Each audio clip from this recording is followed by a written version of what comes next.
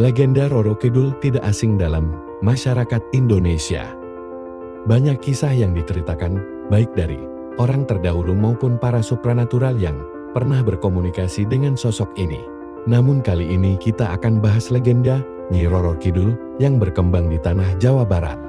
Masyarakat Sunda mengenal legenda mengenai penguasa spiritual kawasan Laut Selatan yang berwujud perempuan cantik yang disebut Nyi Rara Kidul. Legenda yang berasal dari kerajaan Sunda Pajajaran dari abad ke-15 berumur lebih tua daripada legenda kerajaan Mataram Islam dari abad ke-18.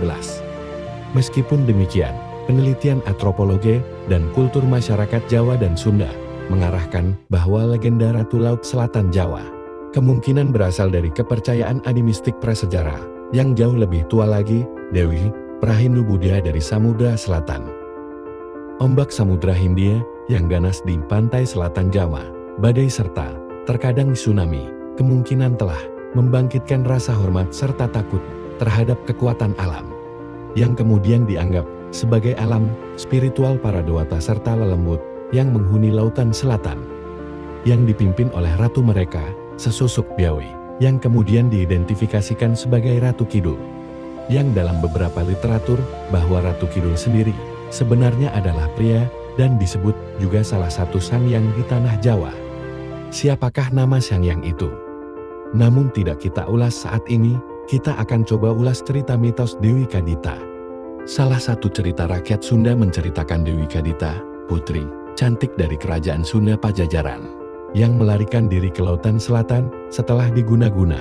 Guna-guna tersebut dikeluarkan oleh seorang dukun atas perintah saingannya di istana saingan tersebut, ialah ibu tirinya, dan membuat putri tersebut menderita penyakit kulit yang menjijikkan.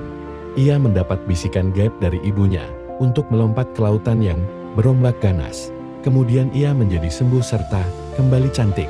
Para lelembut kemudian mengangkatnya menjadi Ratu Lelembut Laut Selatan yang legendaris. Versi yang serupa adalah Kandita, putri tunggal Raja Munding Wangi dari Galuh Pakuan. Karena kecantikannya, ia dijuluki Dewi Srengenge atau Dewi Matahari. Meskipun mempunyai seorang putri yang cantik, Raja Munding Wangi bersedih karena ia tak memiliki seorang putra yang dapat menggantikannya sebagai raja.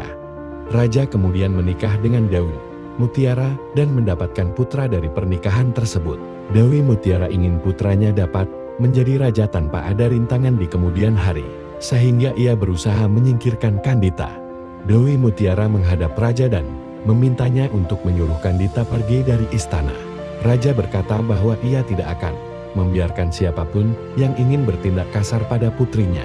Mendengar jawaban itu, Dewi Mutiara tersenyum dan berkata manis sampai raja tidak marah lagi kepadanya. Keesokan harinya, sebelum matahari terbit, Dewi Mutiara mengutus pembantunya untuk memanggil seorang tukang tenung. Dia menyuruh sang dukun untuk meneluh Kandita. Pada malam harinya, tubuh Kandita gatal-gatal dipenuhi kudis, berbau busuk, dan penuh bisul. Ia menangis tak tahu harus berbuat apa. Raja mengundang banyak tabib untuk menyembuhkan Kandita serta sadar bahwa penyakit tersebut tidak wajar. Pasti berasal dari guna-guna. Dewi Mutiara memaksa sang raja untuk mengusir putrinya karena dianggap akan mendatangkan kesialan bagi seluruh kerajaan.